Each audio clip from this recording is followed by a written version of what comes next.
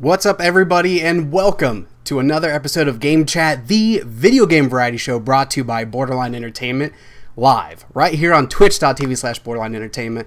But if you find that you are watching this late or listening on podcast services, thank you. That's amazing. But don't forget, we do have this live. I was going to say every other week, but it's just whenever we can get these episodes scheduled. But anyways, we are bringing you today's episode with the one and only Adam Bankhurst. Adam, how are you doing? I'm doing great. So happy to finally get on the show. Thanks for inviting me. Yes, we have a ton of fun in store for the episode, but I would be remiss if I didn't introduce the rest of our panel. Of course, we have to my lovely left, Mr. Nate Pressler. Hey, everyone. And to my righteous right, the one and only Addison, who is in fact muted. That's a great start. Oh god. Oh, perfect start. Perfect start. But anyways, thank you, Addison.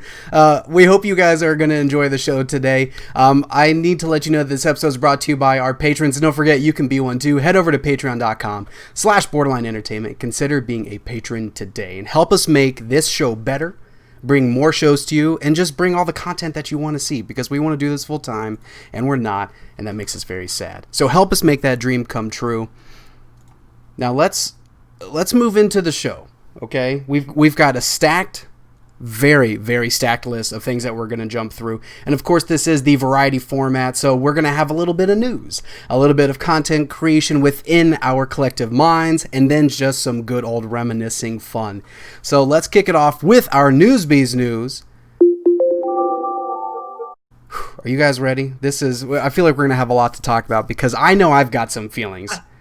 Now, Adam, this is your first time on the show, and I don't know if you've had a chance to let some of the stuff digest, because this is something that you get to do regularly, is talk about video games. So I know that you probably got feelings, but with Newsbees, we take each story and we rank them. We have 4 different categories. We have extreme hype, definite intrigue, mild interest, and absolute boredom. And we're going to start off our Newsbees docket with Xcloud versus Apple. You may have heard that Microsoft has a great new program coming, and it's called Xcloud. They're mixing it with their GamePass service, and it's going to be the next big thing since sliced bread. But as an Apple user, and I'm sure that there are others out there, we have a reason to be upset. So Microsoft, and this story is coming by way of The Verge, Microsoft has ended its Xcloud gaming streaming test for iOS devices today. Now, I do have to say that this is of August 5th, so if you didn't know, now you know. September 15th is going to see the release of the Xcloud service as a complete launch, not just in early beta access. However, Apple devices will not be receiving. This is going to be coming strictly to Android customers. Now, this isn't one of the situations where it is going to be a timed launch. This isn't one of the situations where there's some exclusive partnership and maybe it's sponsored in some sort of way. No, this is purely because Apple's policies are preventing Xcloud from launching on iOS. Google's Stadia also suffered the same fate when it came to its launch. So where are we at? How do you guys feel about this? Have any of you ever used Xcloud? I guess I should start with that. I've used Xcloud. I was in the public preview program. I haven't got a chance to try it on iOS yet, because I know they only let people play, Master Chief Collection, and there was only, I think, about 10,000 people they let out in the program because of Apple's, guidelines and everything like that. But I did try it on Android, and it was impressive. I mean, first of all, the amount of games that they let you try out in the preview program was very, from first-party games to third-party games. There were like 30 or 40 or 50 games you could try out. And, it works really well. It actually worked pretty well. I was playing it on Galaxy S7, I think. Okay. Like a Xbox controller that I synced up to it. And I'm like, this is the future. I'm so excited, and I can't wait to play it on my iPhone. And now I can't. And I can't play Ori on my iPhone, and I'm very sad. Yeah. I had the preview service as well on my iPhone. Didn't end up. I might for this, end up getting a Samsung phone just for Xcloud. I'm not gonna permanently switch. I saw your eyes, Addison. Don't worry. I'm not switching over to the dark side. But Yeah, I had a ton of fun playing the Master Chief Collection. And even though I didn't get access to all the other games, for me that was enough to just get my feet wet. I had Stadia. Like I said, you couldn't do anything with Stadia on Apple devices. Oh my gosh, get that thing out of my face. Get that out of here. Listen, I don't want to make a Stadia rant, but it wasn't my cup of tea. I'll just say that. Some things worked, some things didn't. But anyways, talking about Xcloud, I had a lot of fun. It made me very excited for the future. And then, of course, Microsoft and Xbox made that announcement that they were going to be pairing Xcloud with GamePass. And that just set me to the moon. I was full on. I feel like they're making all the right decisions. And then this just came like a swift kick to the gut.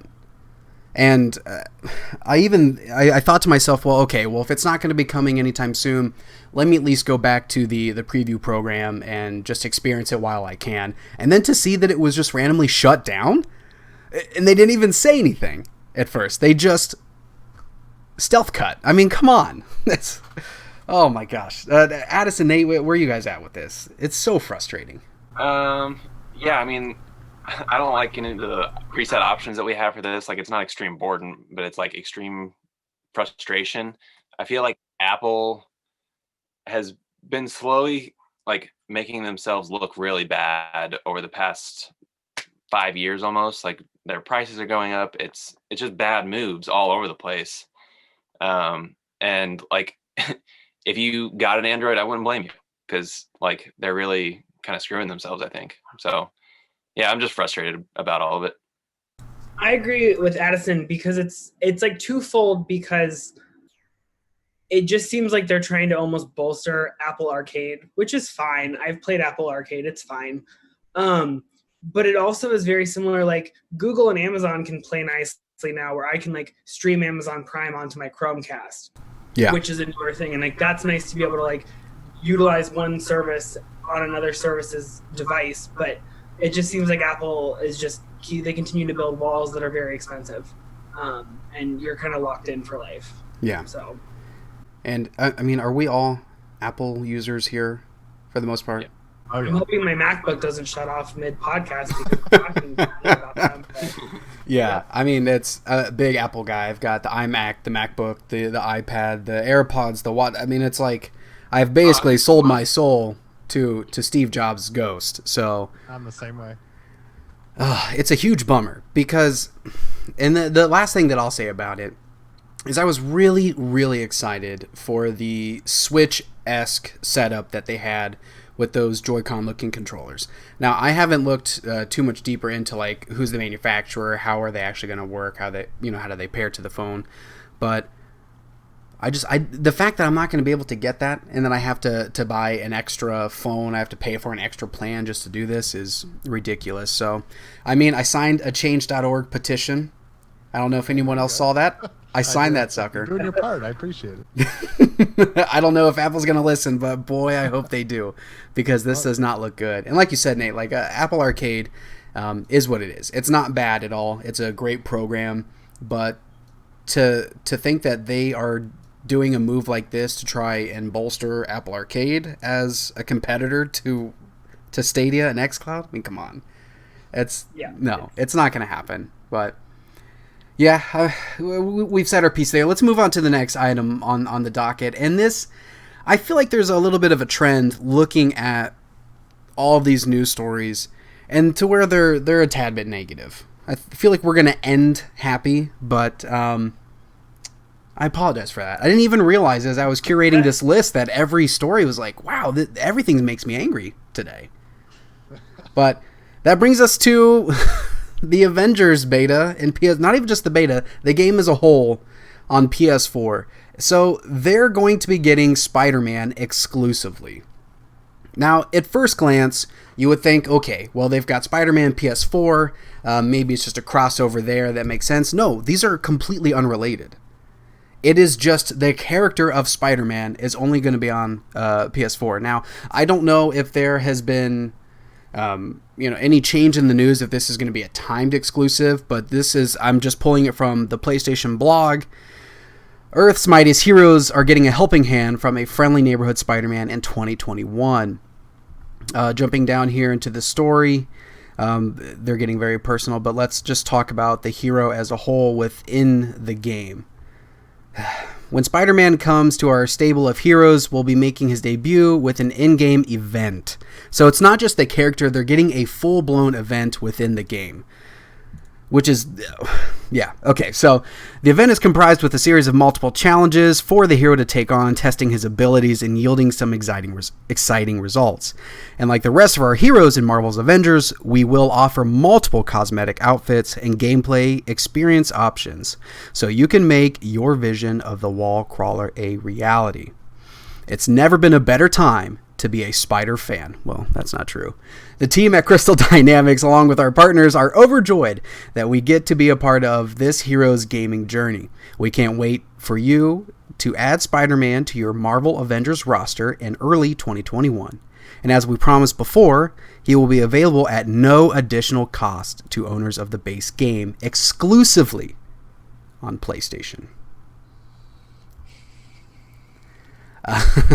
Addison, you have the biggest look of disdain in your eyes, so I want you to start us off with this. It just blows my mind. Like, why is it just Sony, like, being so protective over him? Like, it extends into, you know, the movies, for me anyway, that, like, there's this huge problem over where Spider-Man gets to go. And this game has been blowing it for me since I saw it first off, and I said this last episode. Like, it's just so disappointing to see, and like as things have progressed, I just don't care any longer. Yeah. Has anybody played the beta so far? Yeah, I jumped into it on Friday night, and it was fun. I mean, I my first impressions were it's super button mashy, and it was like not the most. Like, I actually liked playing as Thor. He did kind of have the Kratos God of War feeling, which was kind of fun to play with. But as I played more of it, some of the systems started to, unveil themselves, and the skill trees are pretty extensive, and they kind of change the way you play, and you can choose how you want to do stuff. So I was like starting to see the layers of the game. So I am excited to see more of it, and it was enjoyable. It was not like the greatest experience, but it was fun to play, and I liked what I was getting into it. But yeah, okay. the whole Spider-Man thing for me is just such a kick in the face to Xbox and PC players, because I get exclusives. I mean, yeah, they happen. Every system has it. But when it's a multi-platform exclusive, that's just so wrong to me. It just feels so crazy. I mean, I'm hoping it's a timed exclusive. They haven't said anything about that one way or the other. I mean, right now they're just saying it's exclusive, but it's just crazy, because not only does it, preclude Xbox and PC from playing Spider-Man, but it also makes it so Spider-Man won't be weaved into the main story because he has to say exclusive to PlayStation. So it's like kind of a twofold thing, which is kind of a shame, where they have this character, like, sure, he'll be cool on PlayStation and everything, but imagine if he was integrated into like the main story and everything too. That would have been even cooler, I think, in my experience. But right. Yeah, I'm not a big fan of exclusives. I think people should be able to play wherever they want. So it's kind of a shame.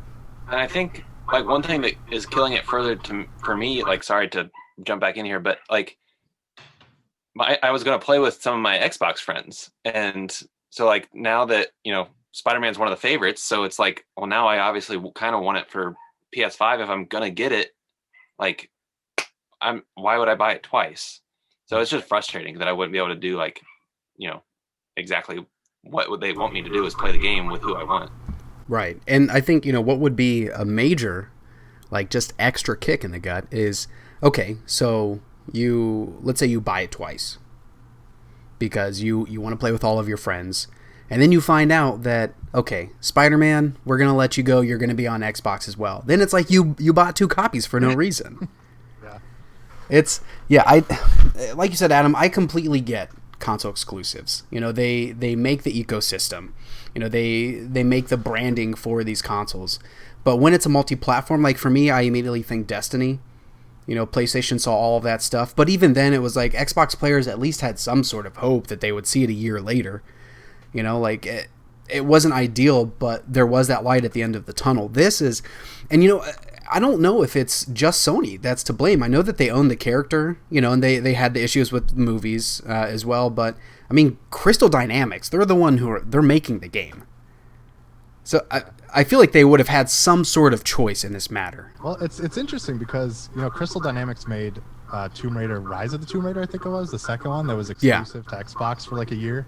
So they had like that whole exclusivity deal that they had. So it's interesting. And also, as far as Spider-Man, like, he was in Marvel Ultimate Alliance 3 on Switch, so it's not like they're not letting him appear on any other platform. Right. So it's like, it seems like it was kind of there has to be a twofold type of thing with whatever the decision was. I mean, it's a great get. I mean, for PlayStation, obviously, it's clearly the best way to play it, but it's just, I don't know, it's too bad. Yeah, it's bad vibes. I just don't know why they didn't do, even like I saw a bunch of tweets about it, but like Soul Calibur, where each version got like an exclusive to their platform, which was like fun. And it's like, why not have it where each platform then gets their own like story with a different hero? And it seems like a cash grab, and it just kind of seems like, and maybe we're all thinking too far into it, but it seems kind of marred by what happened with like the MCU and Spider-Man, and like Tom Holland basically having to like go in tipsy and say like, here's what we need to do to like shake hands and be okay with the third movie. So it's like, I don't know what like backdoor deals are happening, but if they announce an exclusive for PC and then an exclusive for Xbox, did they do that as a reaction to how people are feeling now? Or is it something where it was like a timed event in their PR strategy that they just like didn't think people wouldn't freak out about? Yeah. I can't see any positives out of this one at all. I mean, okay, you get to play as Spider-Man. That's really cool. But there's just no possible benefit. I think it's purely because it's a multi-platform game. And it's not even like, I completely get where you're coming from, Nate, because for me, I bought those 3 copies of Soul Calibur 2 because I wanted to play as Hayachi and Link and Spawn, even though I thought Spawn was a weird choice for Xbox when they had plenty of exclusives. But like that wasn't something that I felt was taking away from any of the other ecosystems, because they were all like exclusive characters and mascots of those platforms. But like, this is just Marvel. It's Marvel Comics. Everybody reads those, so it's not, it'd be different if it was like, hey, Avengers on Xbox is getting Master Chief, or like, sure, fine, do what you got to do there, but Spider-Man, come on. Okay. Any more hot takes about this one before we move on to the next story? Yeah, no. Like I said, I just feel bad for Xbox and PC players because it just kind of, they get screwed up, right? So it's in this day and age where Fortnite and Call of Duty and everyone supports crossplay and everybody playing together and doing stuff like that. There's been a lot of decisions recently that feel like we're not going as forward as I thought we were as an industry, which is kind of sad, because I think it's so much better when you knock down those walls and just let everybody play. Right. And one last thing, you bring up a good point, like in my mind, is that this is going to be a games as a service game. This isn't going to be just a single outing and then that's it. Like you talked about how Spider-Man is being weaved into this story. They're going to be building into this game for years to come, and Spider-Man will literally always be an integral part of that. And that's depressing. But all right, let's move on to the next item on the docket. And I do want to give a little bit of a disclaimer with this one. We try not to make things political at all. So, like with this story, this is purely going to be about who this is affecting and not exactly who is putting in the executive order. So we all have our opinions there, and I don't want to, as confusing as people's decisions are, I don't want to oust anybody or make people feel uncomfortable. So the next item on the Newsbeat's docket, Trump has signed orders banning U.S. business with TikTok owner ByteDance and WeChat's owner Tencent. Now, let's pull back the layers here. Why is this important to the gaming universe? Well, aside from TikTok having great gaming videos, really we're looking at Tencent. And if you don't know who Tencent is one of the largest companies in the world. It's a Chinese company, but they have stakes in some of the biggest gaming companies that we love and adore. Adam, you brought up Fortnite. They have major stakes within Epic Games, Blizzard as well. So they fully own Riot Games, which is and they fully own Riot Games. I mean, Valorant, Legends, Valorant, all that stuff. It's crazy. So they own probably like 5% of Ubisoft. I mean, it's insane how far their reach is. It's crazy. How do we think that this is actually going to stick? Because I I don't see how this can happen. I don't know. I feel like this is like a doomsday situation where Tencent does have such a far reach, and they do have their hands in so many different pockets, that if this were to actually happen, it's like a major sector within the gaming universe is going to crumble. So it's funny. So I was covering this live as it was happening for IGN a few nights ago, so I'm very familiar with kind of what was going on. So at first everyone was like, whoa, what is going on? This is crazy. But, the executive order is, it says, it kind of in a roundabout way says WeChat and Tencent and all this kind of stuff. But a White House official came out and kind of said that this will really only be focused on transactions related to WeChat. So we're hoping that's kind of what the situation is, because if that's the case, I'm sure Tencent might, they could retaliate in some kind of form or try to do something because they don't agree with this decision and stuff like that. But it sounds like they're focused specifically on that.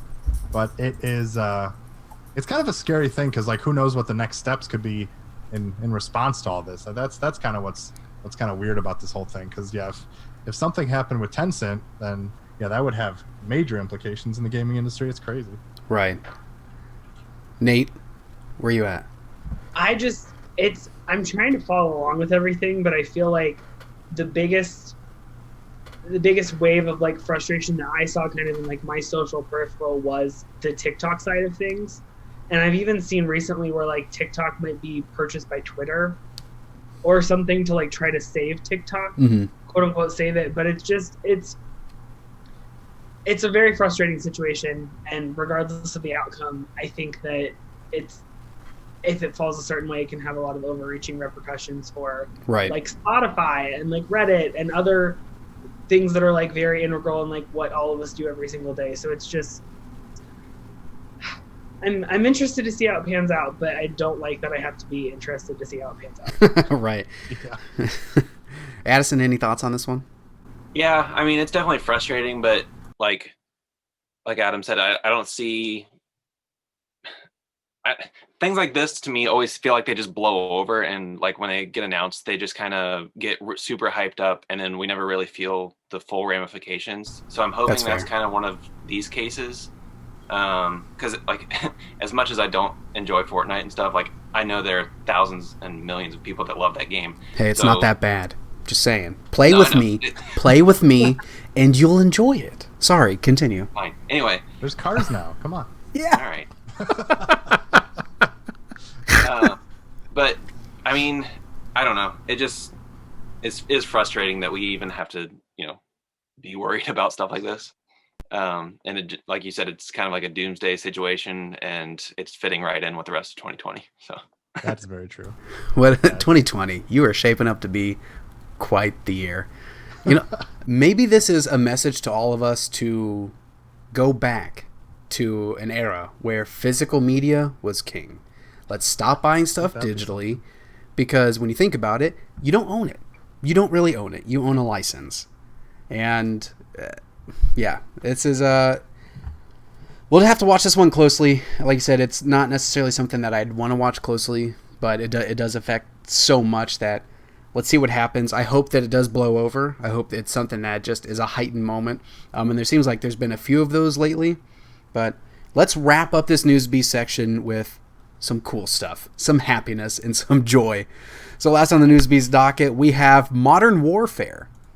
Now this is a twofer. So the first set I want to talk about, the game file size is going to finally be shrinking. And I take this very personally because this affected me. I was playing Warzone on my PS4. I couldn't hang. I had to delete it off because the thing inflated to the point where it was almost 300 gigs. I couldn't have anything else on my PlayStation hard drive, and it was a nightmare. I think this recent patch that they're coming out with for Season 5, which I don't quite understand because they say that the patch is massive, but it's also going to shrink the size of the game. No matter what space magic they have going into it, I'm glad that this is something that's actually happened. Now, this is coming from IGN. The Season 5 update available to download now for PC, PS4, and Xbox One, ahead of the season launch of itself, weighs in at a chunky 36 gigs on PS4, although requires 90 gigs of free space on the hard drive, which is ridiculous, just to initiate the download. But Modern Warfare's production director, Paul Hale? Paul, if you're out there, please tell me if I'm saying your name correctly, has said that this won't add more space demands on top of what the game already currently takes up. The overall size of the game will actually shrink on your console after you download the patch. Even though we're adding a bunch of new content for the season, he says, he also explains that the patch contains not just new content, but optimization for the existing asset packs, which is phenomenal. So I guess I can kind of understand that space magic. With Modern Warfare taking up pretty much 200 gigabytes at the moment across all platforms, this shrinkage of the install size will come as good news to players who'd like to have other large games installed on the same drive. Addison, I know you've played Warzone. Adam, Nate, are you Warzone aficionados? I actually haven't played a Call of Duty game. Wait, whoa. Hold up. Okay, well, I've played Ever? it like once, probably like 14 Thanksgivings ago. Oh, wow. Because my cousins, they were really good at it. And they also were the Halo cousins that we talked about a couple episodes ago. Okay. And they kicked my butt and they made fun of like a kill ratio and all this stuff. So I just like gave up and was like, I'll never be good at this game. And haven't played it since. But I mean, like, sorry, Matt, you really derailed this entire show. You've never played a Call of Duty by yourself substantially, campaign, zombies, anything. No, you can take my gamer card. I'd probably need it. No. Listen, I mean, Call of Duty is what it is. You know, there is Call of Duty burnout. That's a real thing. So I'd understand if it was like, hey, I played it and it was just too much and I couldn't keep up and I stopped playing. That was me. But to never play it, even like, do you have any older consoles? Because I will ship one to Texas with a Call of Duty installed on the hard drive, play it, send it back, let me know your thoughts. Wow. Okay. Good gosh. I think their marketing is really great, though, and I think what they're doing with the tease is, like, from a public relations standpoint, really rad. So I'll give it that. I mean, is it because you don't drink Mountain Dew or eat Doritos? Because we know that those are, like, hand-in-hand tied with Call of Duty. Okay. I will eat Doritos. I don't drink Mountain Dew, though. Oh, my gosh. Okay. Well, back to the story before that. Horrible breaking news. Wow. What do we think about this? Are we excited, Warzone players? This is a good thing.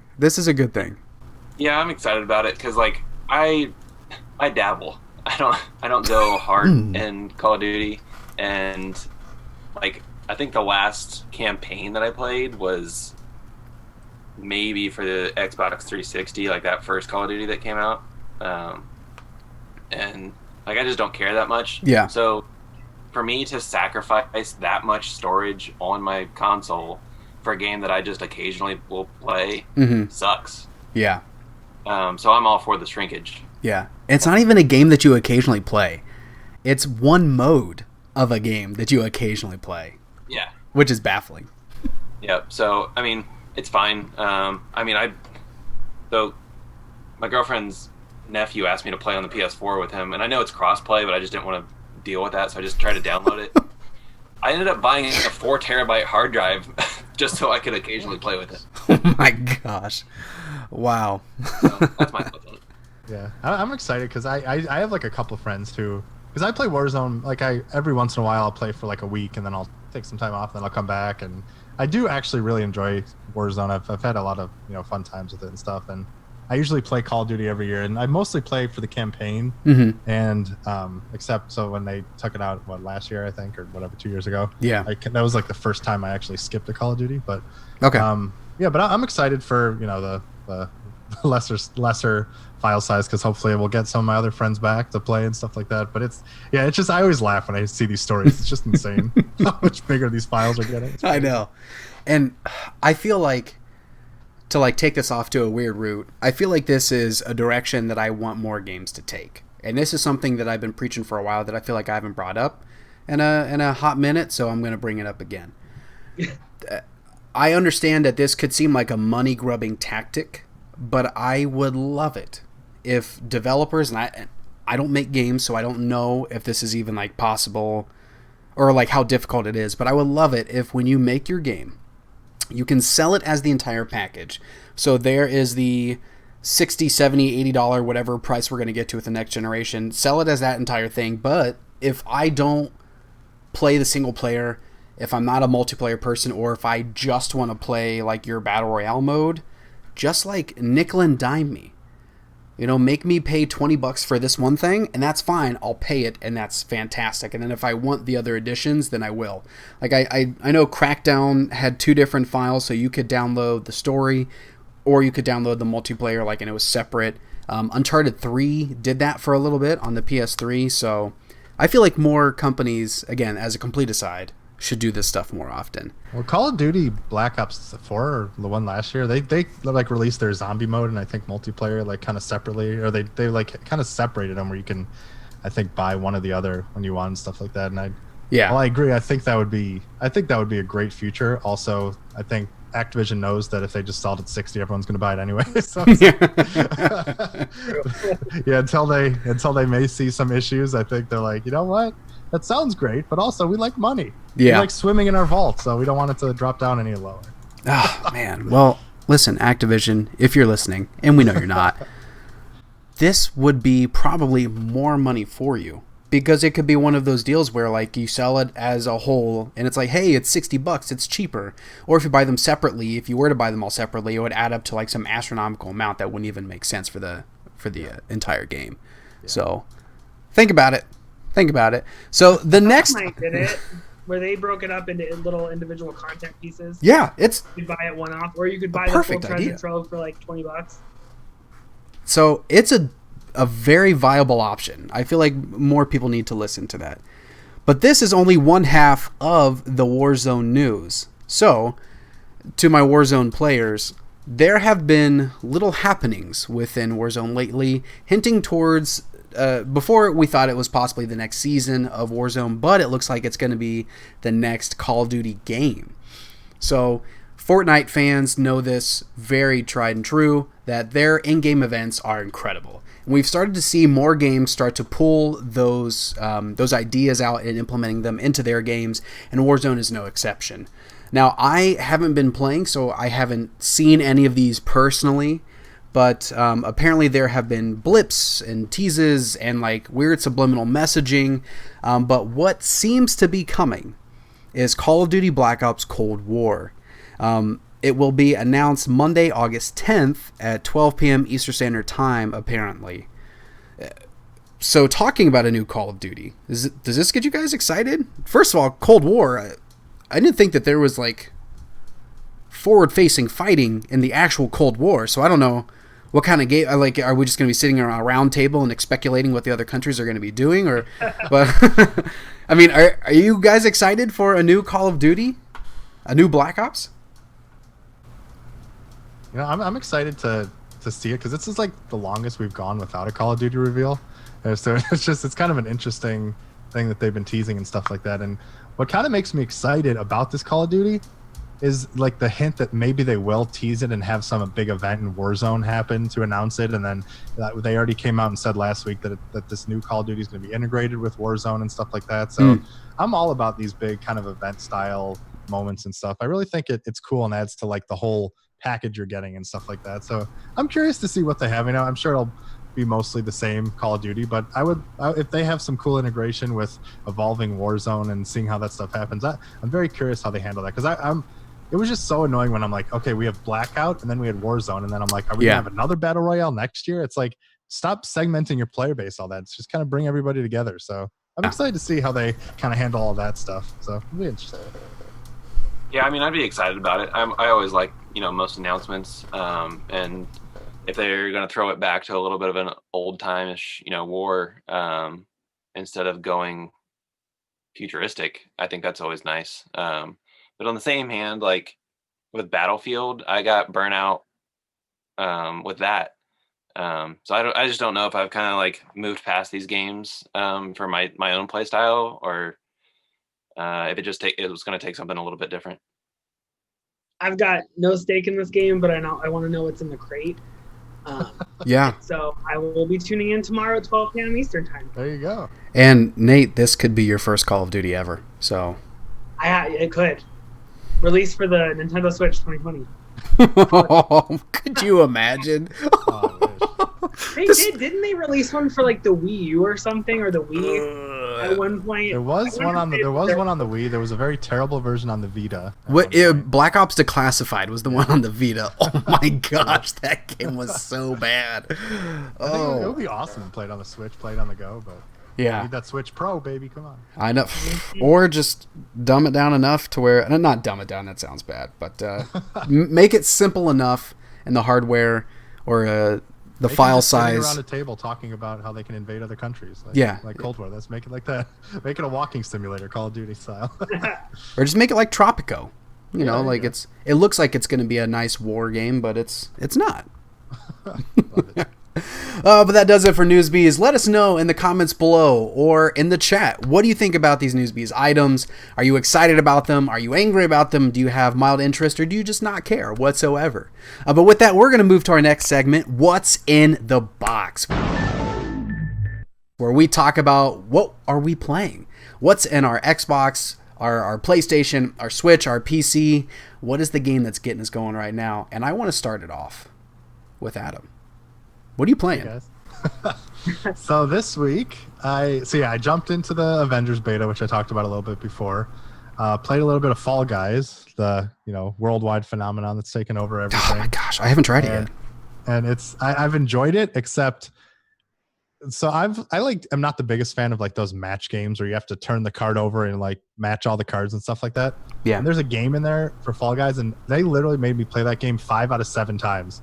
And I'm like, come on. So that was like not a great first impression, because I'm like, that's not, I'm already repeating games that quickly. There's something that's got to be fixed. But when you get some friends playing, it's really good. I'm very much enjoying it. And then just playing, I got a little back into Valorant because they launched a new act, and still like the way that game plays. I'm a big fan of it. So those are kind of the big things. And I keep meaning to get back to Ghost of Tsushima, but I've had a lot of work this week. So unfortunately my gaming time has not been so great this week, but definitely, I'd say Fall Guys and Avengers and a little bit of Valorant are the main things I've been doing. Yeah. Addison, I saw a glimmer in your eye when it came to a Ghost of Tsushima. What have you been playing? I've been making a lot of mistakes while playing. Like, I just get lost in the world. Like, I just stare at stuff as I'm writing, and we'll end up in a part of the map that I'm definitely not supposed to be in yet. I think I went as far south as I could before I even learned how to do assassinations, because I was just completely ignoring the story. But I'm just making my way around that world, and it's delightful. Truth. So, as someone who chose Paper Mario, and I haven't had time to even think about Ghost of Tsushima yet, what are some of your key takeaways? Like, what were the buy-ins for you? Like, you started playing and there was X moment, Y moment that's like, okay, this is the game. I'm very happy with my purchase. Art style one is huge for me. So seeing just a beautifully crafted world, and that flows into full out battle or stealth. Like, you have different ways. I was talking to my roommate about it, and I was like, this feels like Breath of the Wild, but it's way more realistic to me. So it's a fun gameplay for me, and I think you would enjoy it too, because half the time I'm relating it to Splinter Cell as well. It's weird. Okay. Wait, wow! I need to know, because you said Splinter Cell, and now I'm so intrigued. The stealth aspect of it. Okay, just the stealth as a whole. Yeah. Okay. Dang it. I was hoping there was some sort of I realized that it wasn't made by Ubisoft, but who knows? I don't want to go into storyline because I don't want to ruin anything for anyone. Okay, fine. Maybe just text it to me later. If it's really spoilery, then don't text it to me. But I'm really intrigued, especially now that you're relating it to Splinter Cell. So, oh gosh, there's so many games coming out. I haven't even finished Last of Us Part 2. I can't be buying more games, guys. Come on. Am I wrong about that, Adam? Like, kind of comparing it to Splinter Cell a little bit? Do you get any of those vibes? Yeah, I do get a little bit. I think, yeah, just the way, like you said, the stealth and certain things like that if Splinter Cell took place in beautiful feudal Japan. So, like, but I definitely get that feeling, especially when you unlock some of these other abilities and get to kind of use some cool tools and stuff like that. It definitely has some vibes of that for sure. Oh, man. Have any of you played Tenchu? Oh, man, long time ago. Okay, so I know it's been a long time ago, but when I first saw this game announced, I immediately got Tenchu vibes. Am I right in that assumption, or is that just purely the feudal Japan aspect? I mean, I think it is mostly that, but okay, I think it okay. has that aspect. But like I said, the Ghost of Tsushima, I think, they're like, especially a lot of the beginning of the game and like the opening of the game, they really kind of encourage you to like walk like head first right into a camp and attack people and shout like for a standoff and get into duels and stuff. Where Tenchu's a lot more kind of from the shadows and stuff like that. So they kind of have the both styles of play and stuff. But there's obviously similarities. So I don't think you're completely off base. Yeah. Now, what mode are you guys playing in? Are you playing in the colorful mode or the faithful black and white? Kurosawa. Yeah, I'm playing in color. Okay. Yeah. I want to see that beautiful world. I might like mess around with it once I'm debating whether I want to get the platinum trophy or not. I think that would be kind of a cool way to experience and stuff like that. But it is a gorgeous world, so I kind of want to experience all the color and all that kind of stuff because there's like leaves flying everywhere and like stuff happening. It's wonderful. Yeah. Yep. And Nate, we'll get to you next, but I just have one more question, and you can tell I'm just itching to play the game. So there's two play styles. You've got the stealthy, and then you have just the full-on samurai action aspect. Do you feel like once you've kind of chosen a path that you feel this replayability in the future where you can go back and maybe try that instance in a different way? Or does it feel like either way you're getting to the same end, so it doesn't really matter too much? Yeah, I think it's specifically you're kind of getting to the same end because they Sucker Punch said that it's not like a morality system where you choose like go super stealthy and people are going to treat you differently or the story's going to end up differently. It's kind of the same path you're walking. It's just you can choose to unlock things differently. And I think they try to guide you to become more of that, titular Ghost of Tsushima later on with the ways enemies act and they get a little more difficult and certain stuff like that. But there actually was a cool little Easter egg that they talked about. I think it was a couple weeks ago where if you go down the ghost path like a lot more and you really are, doing that stuff, then there'll be more storms around you in the world. Like it gets a little darker. Storms will happen more often to kind of mimic the journey that Jin is taking and stuff like that. And I was like, now that is awesome. That is an yes. Oh my gosh. Makes me love this game even more. It's just like little stuff like that. I'm so happy with it. It's so good. That's a selling point for me right there. That's it. That's the ticket. Like, all right. I see what you're doing. I like it. Nate, what are you playing? Well, so I finally wrapped this weekend Paper Mario, and I was holding out and trying not to finish it, but I just had to finish it. So 10 out of 10 game, 9 out of 10 game, I would say. I still don't like the battle system, but other than that, it was darling. It was fun. I'm going to dive back in and do some more.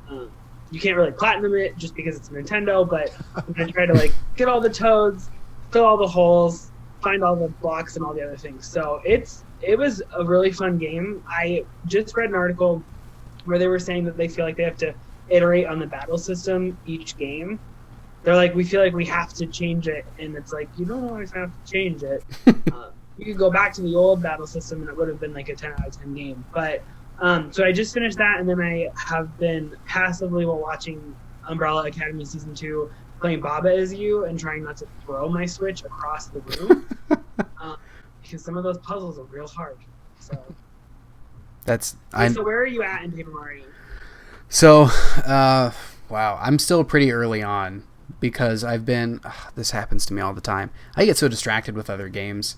So I have been playing a little bit of Paper Mario. I'm still on the second streamer because I'm looking for every secret, every nook and cranny, every toad. I'm trying to get every single collectible that I can. I know that it's I can't remember which area it was, but I thought that I was encroaching on 100% on the toads in that area, and I was at 49%. I'm like, how is that even humanly possible?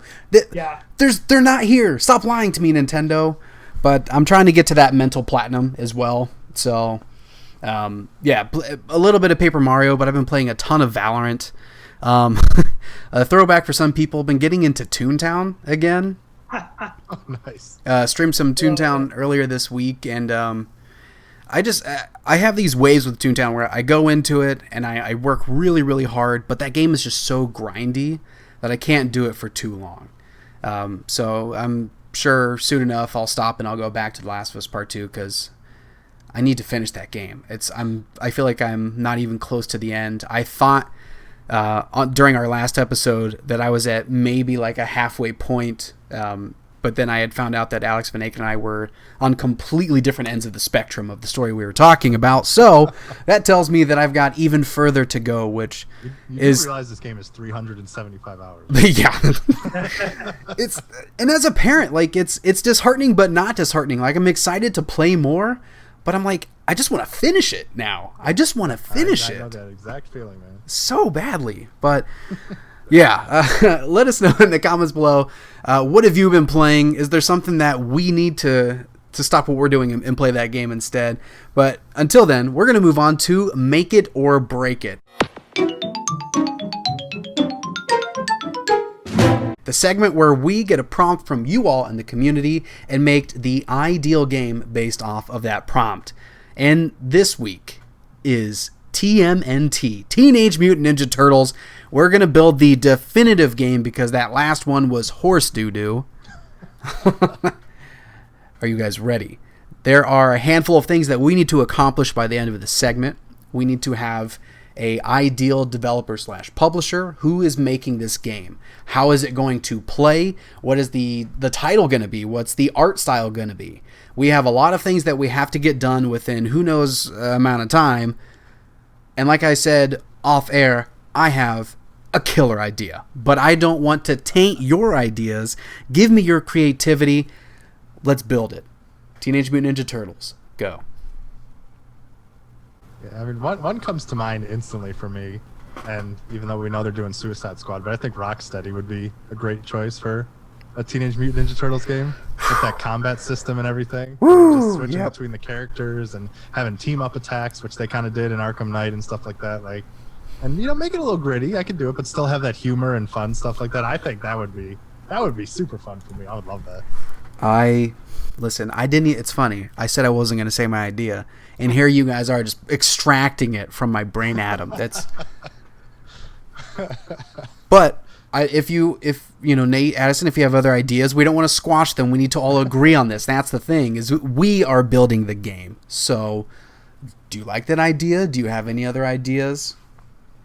I mean, God, you're gonna scream just like you did at Nate. I was never super into Teenage Mutant Ninja Turtles. Oh my gosh! So, I'm gonna punch my screen so hard.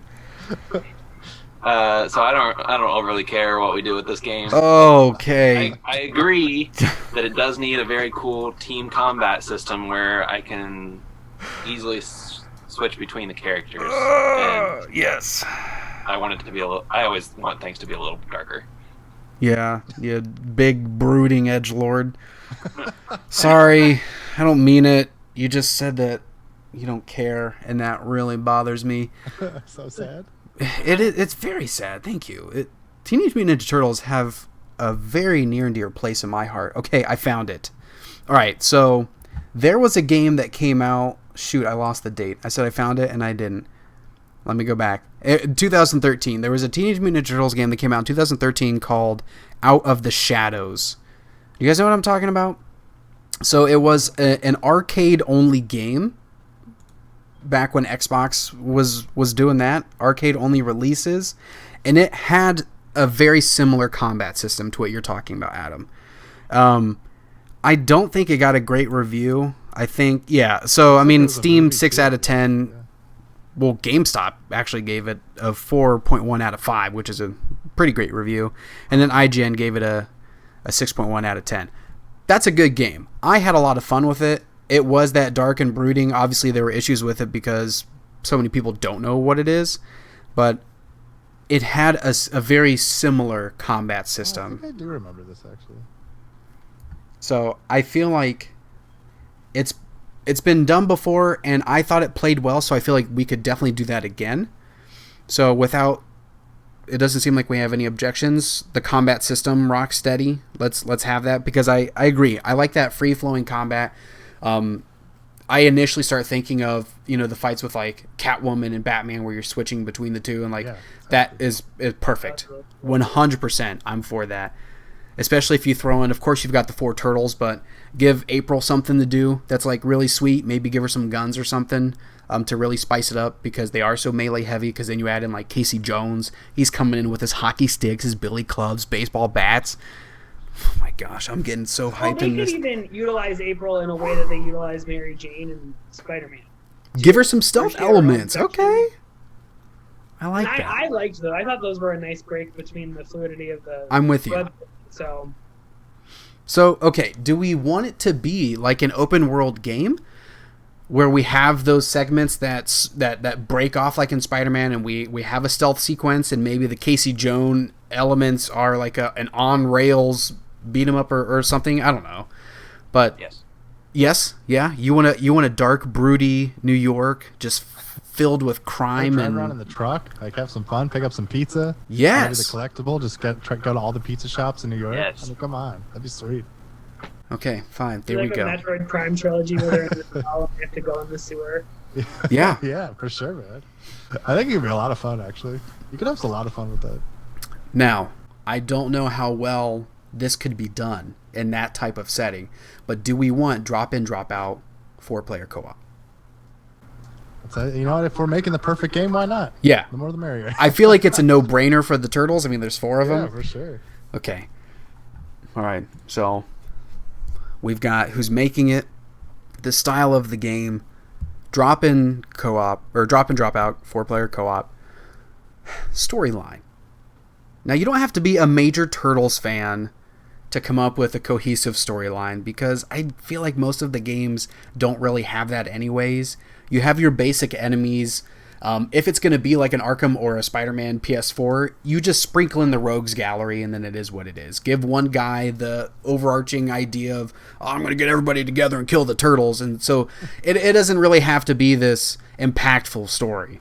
But where would we want it to go? I'd say it starts off and people are going out to get some pizza and they can't find any, and you find out all the pizza in New York has gone missing. Then the Turtles have to come and save the city and bring back pizza to the people. Oh my gosh. I love it.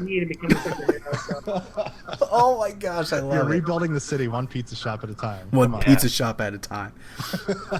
Do we want sponsored pizza shops in this thing? Do we want like Domino's ads everywhere? Let's do it. Make it super cheesy. I feel like, yeah, it would fit. You know how they had those like optimized for Xbox Series X logos like all over the screen? You could just put like massive Domino's logos and Pizza Hut and yes. What if we just like got Papa John, like he just posted billboards the day of reckoning. Oh my god. Day of reckoning. This is brilliant. He's a real villain. Oh my god, if Papa John was like the ultimate villain, that would be the greatest game of all time. This is the Xbox One. Yeah. Oh my gosh. This is now my most anticipated game of all time. Oh my gosh. I don't know how you can top that, really. No, you can't. You can't.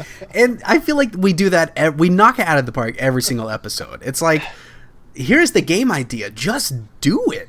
Like, who has the rights? Oh, is it so good? Is it Nickelodeon? Nickelodeon's got the rights to Ninja Turtles? I think, yeah. Okay, who do we have to talk to?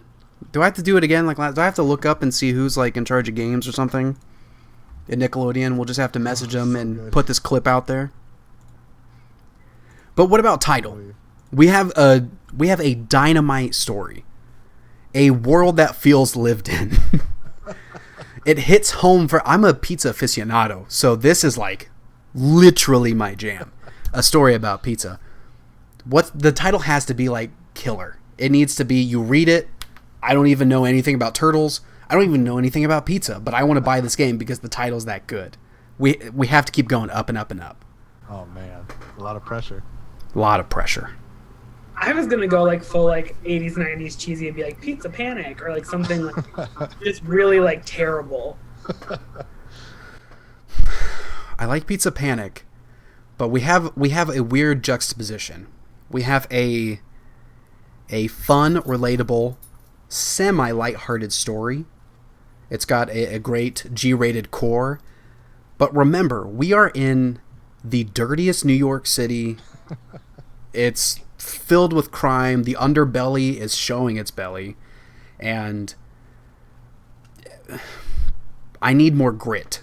I like Pizza Panic. I like where your head's at. I like having pizza in the title. Nice flow to it. And the panic of like, oh my gosh, all the pizza's gone. But let's get some grit in there. Addison, that's your motif. Yeah, I know, and I'm struggling. I know, because it's got to be so good, because it's got to live up to how great the game is going to be. What about something with like crust, like dark crust? The dark crust rises. Colon Pizza John. Panic. His villain name is Dark Crust. Yeah, I'm into that. Okay. Yes. Papa John, aka Dark Crust, has taken all the pizza from New York City. Only the turtles can save the world. And can it be a twist where we figure out it's Papa John? Oh yes, like, exactly. Yeah, that's like the midway point. You find out. Oh my god. Can it be the Papa that's like crying and sweating? You know what I'm talking about? Oh yeah, that's the Papa too. Yep. Oh, Dark Crust. He's so damaged. Terrifying. I'm just shaking in my bones right now. Oh my gosh. This is the really greatest game of all time. I'm saying it right now. I have one more request. Because we've hit every single note that I could ever want for a Teenage Mutant Ninja Turtles game. Can we add in the Nemesis system? Oh my god, yes, of course. I feel like the Nemesis system just makes every game better. I just imagine foot soldiers just getting better and better. They have pizza punned names. Like it's all over the place. Their armor is just like a Domino's box. I mean, come on. God, that's brilliant. And they have like a giant pizza cutter, like chainsaw. Yeah. Yes. All right, so we literally have everything we need. It's up to you, the viewers, to give us that box art. That's literally the last. Right now, okay, this will bring us out of the darkness. Yes. Rise up against Dark Crust. This fall on Stadia. Please give us some stellar fan art. The box art again is up to you. Wow, guys, we crushed it. That was perfect. So I'm gonna do a little research. I'm gonna find who's in charge of like gaming intellectual properties at Nickelodeon. I'm gonna clip out this segment. I'm just gonna email it to them. Yeah, I think you should. I mean, yeah, there we go. What are they gonna say? No. Okay, fine. Legal battle. We'll make it happen. Really. They don't have a choice. Fair permission. Yeah. So let us know in the comments below. Is this a game that you would play? Because if not, then you have terrible taste in games. But if so, sign the petition. We'll get a change.org going and we'll get this game made. We're now going to take it down memory lane, moving it to the My Favorite segment.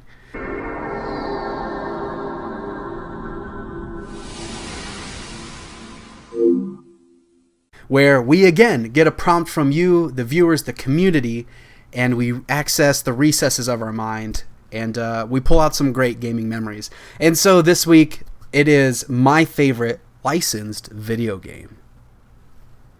So hopefully you've had a little bit of time. Can you think about, not even just like what's your favorite licensed video game, but why? What's the story behind it? What was the fun that you had with it? Who wants to start it off? Does anybody have theirs?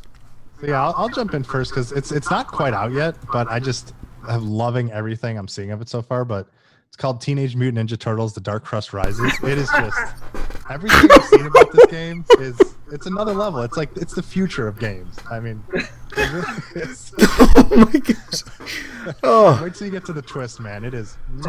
Wow. I was not expecting that.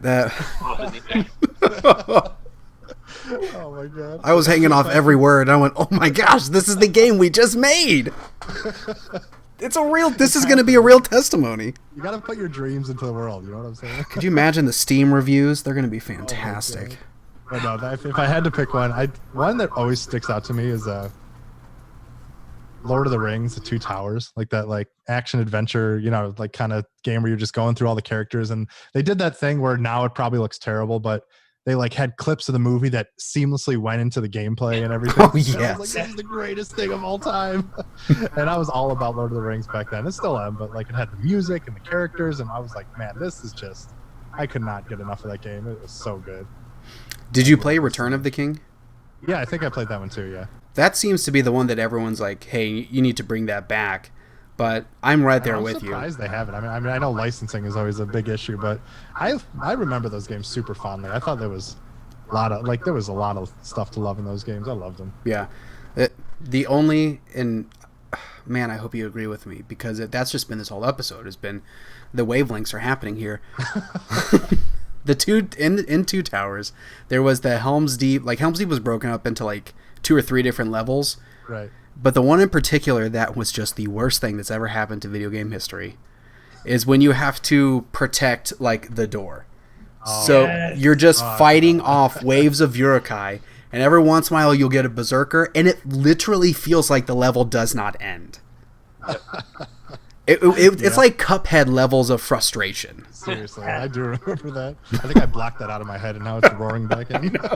You're gonna wake up in a cold sweat and send me a text like, "Darn you!" Oh my gosh! All right, who else? Who's got one? I mean, I have one. I've got 2, which I didn't realize that. Yeah, the Lord of the Rings games were going to be flooded back into my memory, so that's a good thing. But my first one, it's the Lost World Jurassic Park. It was like a platformer almost. What? You would just like sometimes play as a dinosaur and run through and have to stay alive, like running past velociraptors and larger predators. And then there's other times where you're like a hunter and you have to make your way through this level fighting dinosaurs. What was it on? What was it on? I played it for PS1. Okay. I don't think it was anything else. It was Electronic Arts, Sega. Oh yeah, so it was PlayStation and Sega Saturn. Okay, so PlayStation. 1997. So I played that a lot as a kid, and then my second one is Republic Commando. Yeah. Oh wow. Yeah. Deep. That's I a just great. Had a lot of memories with that, like being outside playing it in the summer. We would just, we would embody those characters because I had, it was me, my brother, and then 2 neighbors that were also brothers. So like we kind of took on those personalities as ourselves and would go outside and play. It was fun. Did you put on like bike helmets and like break into people's houses with Nerf guns pretending you were the Republic Commandos? Yeah, exactly. Yeah, I figured. I know who you're talking about. Nate, what about you? So a tough switch or tough break, but Battlefront 2, the original Battlefront 2, like on PlayStation 2, yes. Star Wars Battlefront 2, like that was such a fun game. I really, really enjoyed that game, but also, and I can't tell because I haven't played it in a while, but the nostalgic value of like the Harry Potter Game Boy Color game for like Chamber of Secrets and Sorcerer's Stone were very fun too. And I remember playing them on my Game Boy Advance SP, or I played one of them on my Game Boy Advance SP and then one of them on the Game Boy Color, and it was like a whole new world because I had read it, I had watched it, and now I could play it. But Star Wars Battlefront 2 from 2005 was an all-time favorite. Those are great choices. It's crazy that you bring that up because I had to like dig out my PSP, dig it out. Are you kidding me? It's on my nightstand. Look at me go. I was going through my PSP the other day, and literally, I mean, audio listeners won't have anything, but I had it on PSP as well. And I played it on original Xbox, but oh my gosh, this was a killer. Now, like, most of the modes didn't like work too well on that small screen and that little pathetic analog stick, but the heroes versus villains mode was a game changer. And this is just an honorable mention for me, but crap, I'm forgetting. Pandemic was the long forgotten studio that made those games. And they ended up making a Lord of the Rings game. Did any of you play that one? Lord of the Rings Conquest? Yeah, a little bit. I didn't play as much as I wanted to, but I liked what I played. It was a cool concept. Yeah, Is that the turn-based one? No. This is it's Battlefront. It's Battlefront, but Lord of the Rings. And I mean, I guess I can see the hate that it got because there were some things that weren't too great. You could really gank the system with some of the like basic heroes because you had your archers, your sword guy, your heavy attack person, so on and so forth, your magic users. But wow, the heroes versus villains in that obviously is like Lord of the Rings fan, tried and true. It was phenomenal. And then the DLC came out, and you got the Amon Hen map from Fellowship of the Ring, like where the movie ended. And you also got like Boromir and Arwen joined the battle. Oh my gosh, I'm like panting just thinking about how amazing that game was. But so my favorite licensed game, and it's not even my favorite licensed game because there's just so many, but I want to bring this one up because I feel like nobody knows this game. It's not like licensed to like a movie or a TV show or anything like that, but it's Jackie Chan. There was this licensed Jackie Chan video game on the PlayStation 1. It might have had like a Rumble in the Bronx like type storyline. I mean, I don't really know, but it was called like Stunt Master. But it was one of those early on games that gave me such an incredible sense of freedom. Like you're just fighting all these guys, and then in perfect Jackie Chan fashion, like you're throwing people into boxes, you're like grabbing stuff that's around you, and it almost felt like the creative battle system from like Sleeping Dogs or even like the True Crime Streets of LA, like those games. Felt like a really early prototype to those. But good gosh, I mean, there are obviously so many way better licensed games out there. But for those listeners out there who want a deep cut and something to look up, please, somebody fire up their PS1, go to a mom and pop shop, wear your masks, of course, with COVID. But get Jackie Chan Stunt Master and tell me how great it is, because I know it's amazing. But let us know from the Wikipedia page. Jeff Lundgren reviewed the game for Next Gen, rating it 2 stars out of 5, and stated that Jackie Chan deserves better. What? We gotta find this man and have some words with him. Hold on, let me pull up his Twitter really quick. We will not stand for this. His DMs better be open. I'm not even kidding. Spell his name for me. Love it. How do you spell his name? Lundrigan.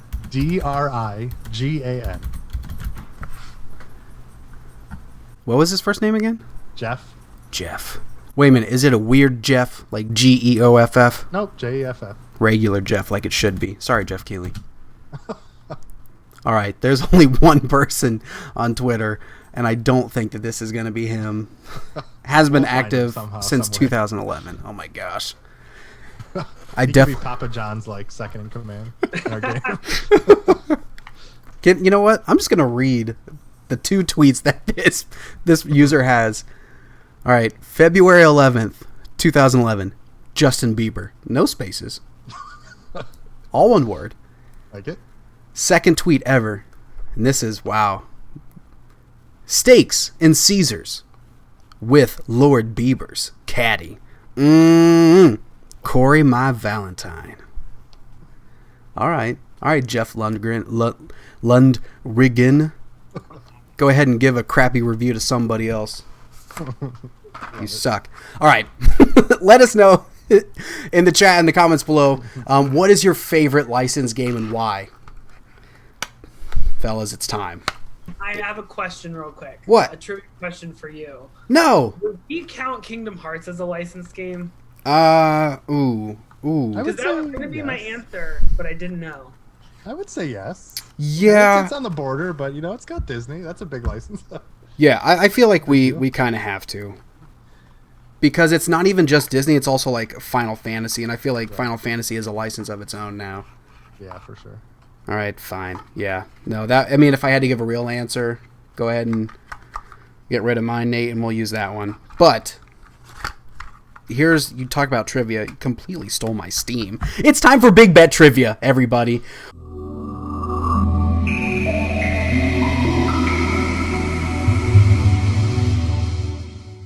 where I propose a trivia question to the panel. We are playing Ultimate Video Game Trivia. You can play at home. I don't know where to buy it. Just look on Amazon. I'm sure you'll find it. But it's a ton of fun. There are softball questions. There are really deep cuts. It is full of video game obscure knowledge. Now, so far, the scoreboard is literally all over the place. We've had ties. I think, Addison, you might have 1 point from like the first episode, but then you've gotten nothing since then. Yeah, I missed an episode and then didn't know the other two. Yeah, you just couldn't really pull it together. It was rough. Nate, you got 1, 2? I'll have to go back because I'm terrible. I think I just have 1. 1, yep. And it was a fluke. Yes, I do remember that it was a fluke because you guessed and you looked very unsure. And then Adam... next time I guessed. Yeah. Adam, you inherit, as the guest spot, the points from Guest Pass. Thank you, Guest Pass. I will not let you down. You know what? I think you're going to be helping them because I don't think anybody actually did that great. We're going to see. We're going to see. 1 point. What's that? Someone got 1 point. Don't we be writing down? I think we're even now. Yeah, I mean, it's probably... I'm going to have to go back. I said I was going to do a scoreboard, but in classic Asa fashion, I completely forgot. So I'm going to go back and get that scoreboard. But I do remember... So, and Adam, this is just a further description of how this works, and for folks at home as well. I will give the initial question. You'll have your chance, buzz in, wave your hand, whatever you got to do to get my attention. Give me your answer. If you're incorrect, it automatically goes to the other 2 panelists. If they can't get it, we then go into the prompts. We're going to get 3 prompts as I go through. If it's going to be the same thing, I give the first prompt, whoever buzzes in first, you go for it, so on and so forth. If by after the 3rd prompt nobody gets it, it is unequivocally a draw. All right. Sounds good to me. Here we go. I feel like this one is so freaking easy. But then again, I think they all are. All right, here we go. Released in 1971. That's how that one starts. Wow. Which computer game featured a journey to Willamette Valley and a possible game over due to the player character dying from dysentery? Oh, Buzz. What? Nate, yes. Oregon Trail. Oregon Trail, thank you. I loved... That was one of the only games we were allowed to play when we were really little because there was not like a lot of like gore. It was just like normal death, like of this. Well, there was like some supposed value to it educationally that some schools saw, which I don't understand why, because I don't remember learning anything from Oregon Trail. I just remember you learned dysentery. I learned dysentery, and that's literally like if you all could have been in my position, watching your faces as I'm reading this entire question. It's like you're puzzled, probably some fear. I think I felt that from you, Adam, just a tinge in your eye, and just complete confusion. But then literally as soon as I said the word dysentery, light bulbs. That's it. So everything comes into focus. Take that. Mrs. Reed of Stevenson Elementary back in my 5th grade days. That's all I learned from that game was dysentery, and my friends can attest to that. So well, they've remade it, and now it's like colorful and beautiful, and now your children can get picked up by like eagles. Hey. And like, whoa! Because in college I was in the Navy, and so the kids, I was like, guys, you have iPads, let's play this game. I loved this as a kid, and like 10 minutes into it, the kid's like, my kid got taken by a hawk, and I was like, okay, well, let's stop playing this game now, because that never happened. Are you serious? Yeah, your kid can go off, and then it's gone.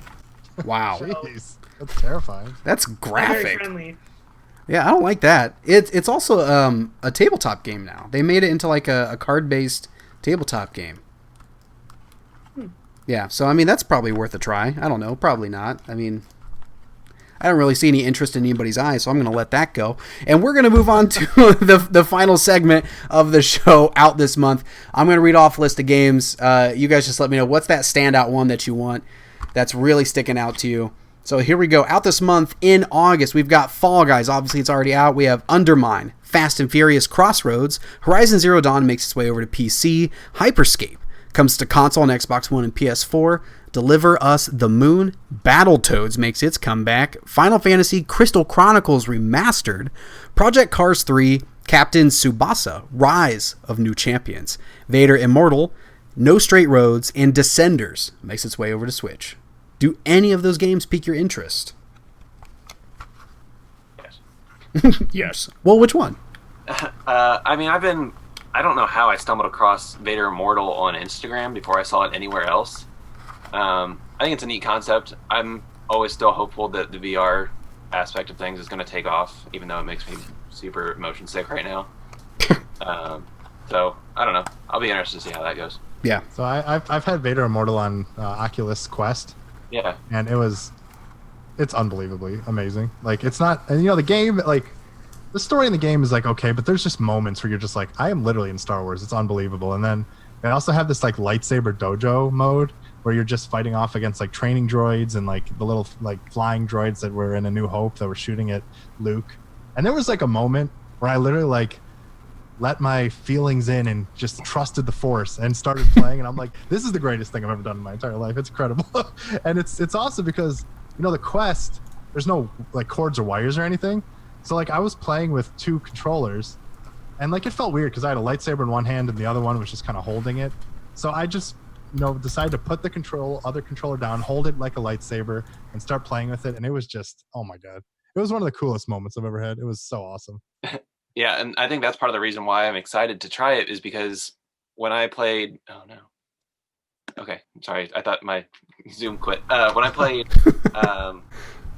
Battlefront, and there's the VR mode in that, yeah. When I put the goggles on and the walker was just in front of me and I was there, I started crying. Oh, it's incredible. You can't get that anywhere else. It's amazing. Yeah.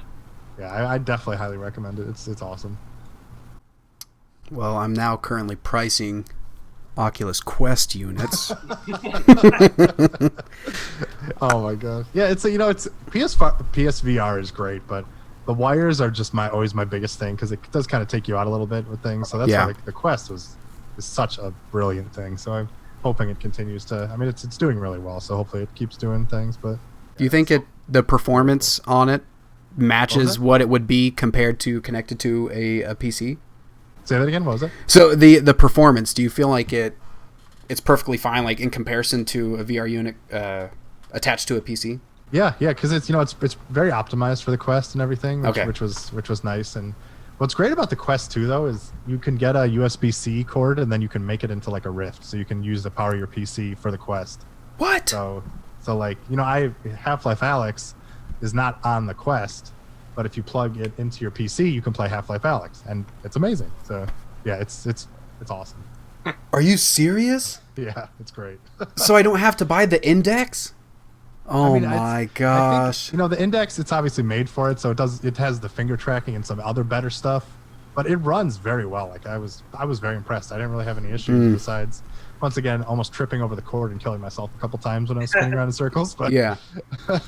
Well, there's a rumor that there's a new stimulus check coming, so yeah, there you go. I think I know what I'm gonna blow my money on this time.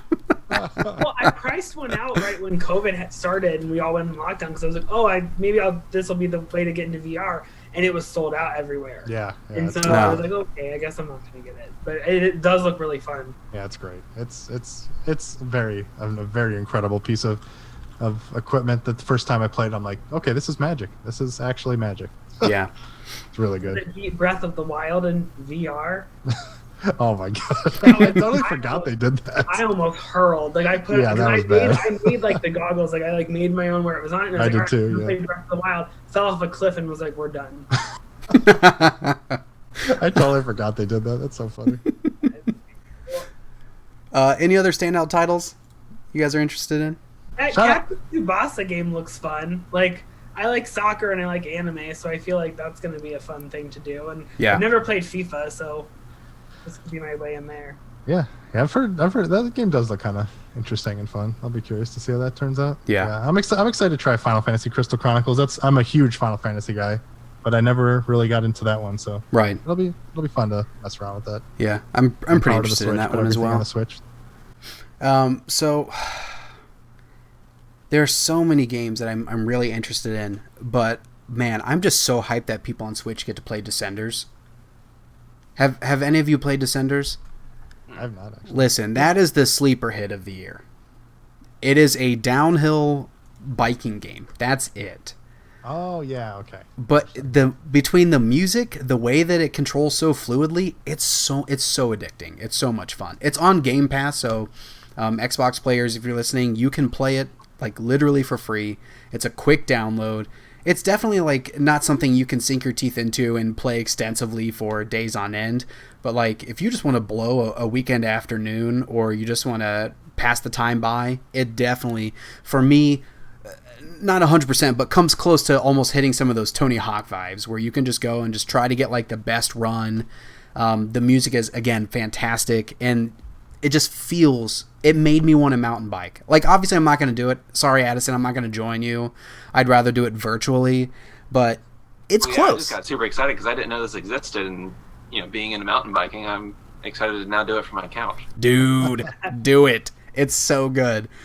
Oh my gosh. I'm so excited to hear what you think about that. But let us know in the comments below or in the chat. Are there any games that I missed? Now, this is a very curated list because obviously there are games coming out all the time. But let us know, what games are you excited about? But that does bring us to the end of the show, so we have a few things to wrap things up. It's time for our community spotlight, where we take just a moment to highlight somebody in the community that is doing something awesome. And so today we're going to highlight Josh Biddick, who has this up-and-comer podcast. So if you have the time, go to your podcast services, search up the Up-and-Comer podcast, and give it a listen. You'll love it. Plus, also, I've got an episode on there. So you could even start with that one. Start with my episode of the Up-and-Comer podcast, and then just listen to the rest of them. Josh is a phenomenal host, and I hope that you'll hear more from him soon. But, Adam, it is your time to shine. Where can people find you? What are you doing? What do you want people to listen to read? Go.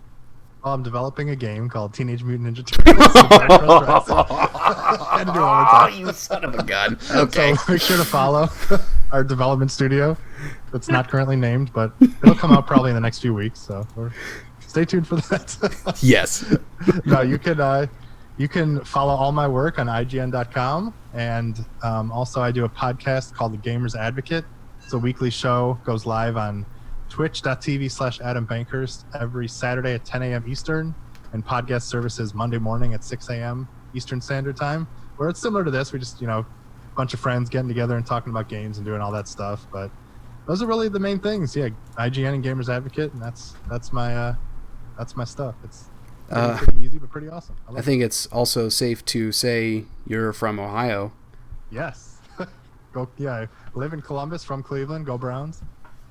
Ohio, rise up. We're coming for you. The gaming industry is moving to Ohio, and Adam is one of the shining examples of why that is the case. I was about to say we also do some Extra Life Columbus work in Columbus, which I know we've both helped out in the past and stuff. So there's a lot of really good stuff. We're usually a part of, there's a huge convention in Columbus called GDEX. Yep. It's usually at the convention center and all this stuff, but obviously this year we can't really do it. So there's going to be a lot of online stuff, and we're planning some stuff behind the scenes. And there's a lot of good stuff going on in Columbus and a lot of really exciting stuff. So yeah, if you want to keep up with all that kind of stuff, you can follow me on Twitter at Adam Bankhurst. That's really the main place where I hang out and stuff. But yeah, those are the main things, I would say. Awesome. Addison, Nate, where can people find you? I'm on all social media at Addison Tossi, and Twitch at itchy_toboggan. And it's real random as to when I log on, so just try to keep in touch. And you can find me on Twitter and Instagram at the Nate Pretzel, like the food. And you can find me at a GreenRiver07 on Instagram and Twitter. But if you want to follow anybody, please, I implore you, go to Facebook, Instagram, and Twitter, search Borderline Entertainment, give a follow today. Not only do we have more content coming out soon, but you get to stay in the know of when we go live, when we have more episodes of Game Chat, and just what cool stuff is going on. We have a lot of cool stuff in the pipeline, and I can't wait for you all to see it. But that does it. There's another episode of Game Chat, the video game variety show in the books. Thank you so much again, Adam, for being a part of the show. We appreciate you. It's been so much fun. And don't forget, coming to a system and a PC near you, we've got a new Teenage Mutant Ninja Turtles game coming out. Oh, yeah. But anyways, I've been your host, Ace of Green River. Be well, Borderline family.